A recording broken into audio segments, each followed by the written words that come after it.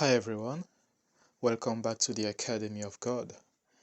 And today I wanted to share something concerning wealth, a mystery concerning wealth, which I am aware that a lot of you must have already heard of it without taking it too seriously or applying it in your life.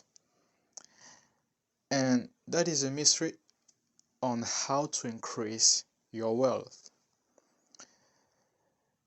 And doing this the way of the Lord, because as children of God,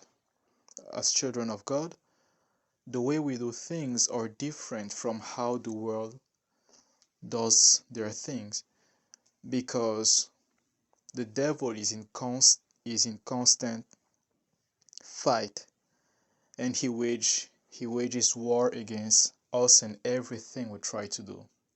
So we have to use different methods to attain our objectives. And in this case, wealth. Now, if you're a Christian, you're a child of God, and you try to be wealthy without going into shady ways or questionable methods, most likely you will find a lot of blockage in your way. And that's because the enemy doesn't want the children of God to be wealthy. So you cannot become wealthy as a child of God using human ways. You have to add to that God's method.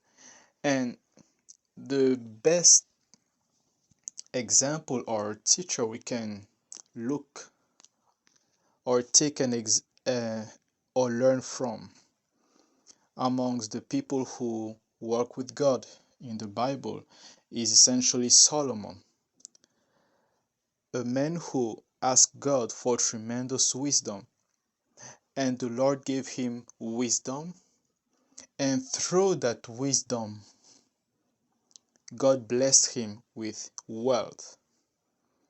The reason why Solomon was so wealthy is because he obtained wisdom from God.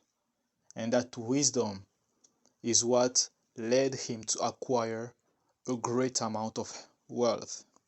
And that man, Solomon, wrote a book in the Bible called Proverbs. His sayings. These are the sayings that he left us. And among these sayings, there is in the Proverb, the chapter 3, on the verse 9, starting from the verse 9 to 10. This is what Solomon, probably the wealthiest man on earth, or in his time he was the wealthiest man at least. This is what he says: honor the Lord with your wealth, and with the first fruits of all your harvest. Then your barns will be filled with plenty, and your vats will overflow with new wine. Now I'm going to repeat what he said on the verse 9. Honor the Lord with your wealth, and with the first fruit of all your harvest. Then he goes on to say, then your barns will be filled with, meaning your storage will be overflowing. They will be full, completely full. We think in our mind that, hey, if I give to the Lord, I'm having less. But it's the opposite, because heaven works in opposite on how the world functions.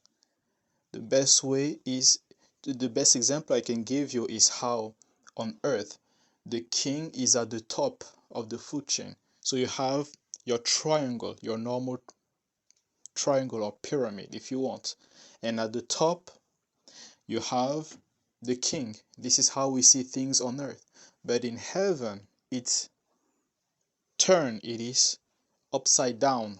The pyramid is upside down, meaning the king is the one who is at the bottom, and he serves the people who we consider to be at to be the least, meaning the servants. These are the people that the king serves. He serves his people, his nation. So he comes at the bottom, and this is what Jesus did. That's why he was washing the feet of his apostles. And this in a similar fashion, the Lord operates with wealth. In order for you to gain more wealth, to become more wealthier with God, you have to actually let go of what you have. You have to consecrate it to the Lord by giving the first fruit of what you have.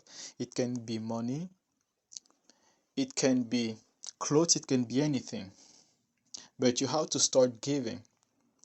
And this is something that I learned in my personal life. When I started working with the Lord, I heard it from someone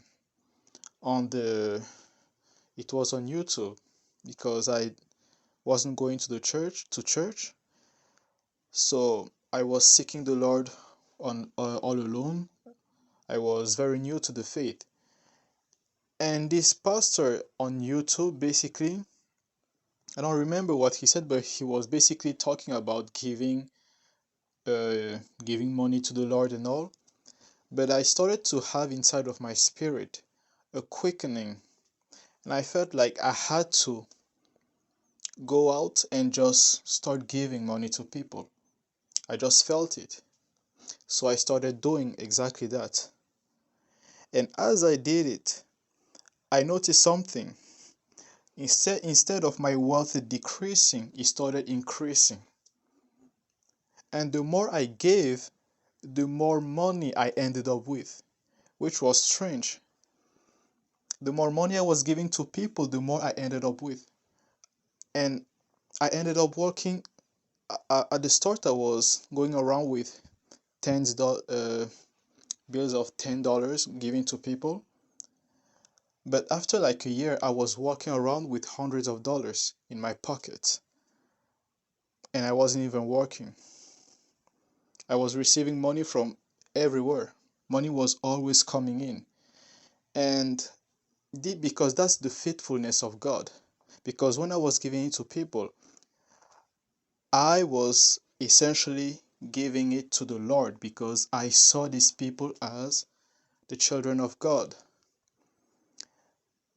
And I wanted to bless them, because I saw in them the image of God. And that's the mentality that we need to have as children of God. We need to be givers. So we might think to ourselves, oh, I have a lot of debts to pay. And this is an attack of the enemy, because he wants to put us in debts so that we feel more restrained, and we feel like we can't give to people, or we can't give to the church or to whatever organization we feel led by the Lord, because, oh, I don't have enough, or I can't do this, I can't do that. Because when you're in that state, you cannot share your wealth, and because you can't share, your wealth cannot increase. See, you can pray away demons, you can cast them away, you can change your situation, you can pray to get a new job. But for your wealth to increase, there is only one way, and that is to give. You can't pray to become rich. I'm sorry. You can't pray to become wealthy. But you can use this principle that Solomon learned through the wisdom of God and apply it, and your wealth will increase. And if you don't believe me, you can ask the Lord. He will confirm it to you.